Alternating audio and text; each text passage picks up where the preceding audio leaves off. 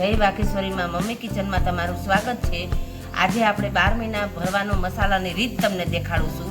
એક આ તબડકું લીધું છે અને આ બાજરો ચાળીને આપણે તેની ચાયણી લીધી છે। એ ચાયણીએથી આપણે મસાલો ચાળવાનો।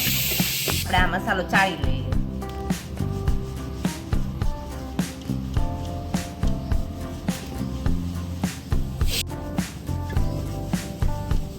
આપણે મસાલો ચડી ગયો છે, તેમાં આપણે આ નાની વાટકી છે આ મીઠું એડ કરી દઈએ અને તેમાં આપણે તેલ દઈએ।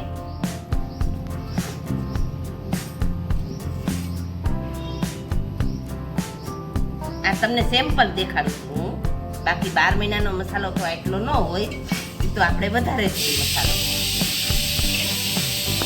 આ કિલો જેવો મસાલો કરી તમને બતાવું।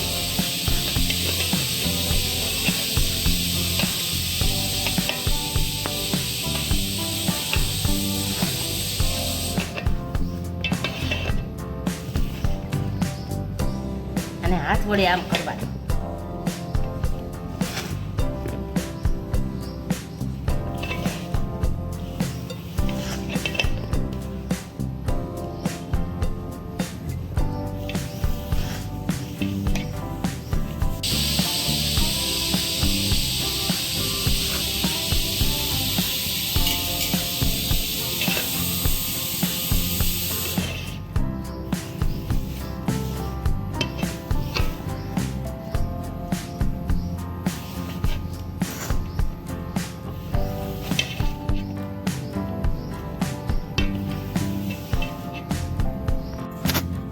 જો આપણે તેલ દીધું પછી કેવો સરસ મજાનો કલર ચડ્યો, અને તેલ દીધું છે 150 ગ્રામ જેવું તેલ દીધું છે, 100 ગ્રામથી 150 ગ્રામ।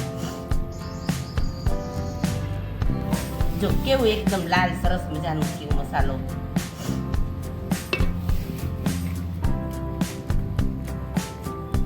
તેલ હોય ને એ તેલને આવી રીતના ગળ્યું ભાંગવાનું, એમને એમ નહીં રાખવાનું।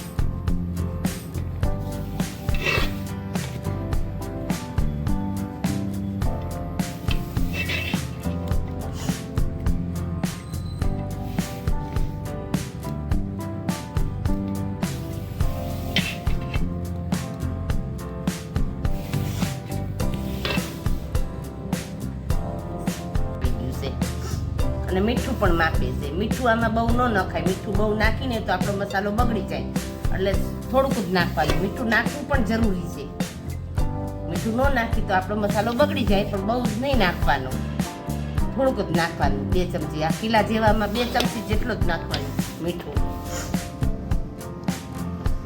હવે આપણે આ મસાલો આપણો રેડી થઈ ગયો છે તૈયાર। આ આપણે મસાલો તૈયાર થઈ ગયો છે।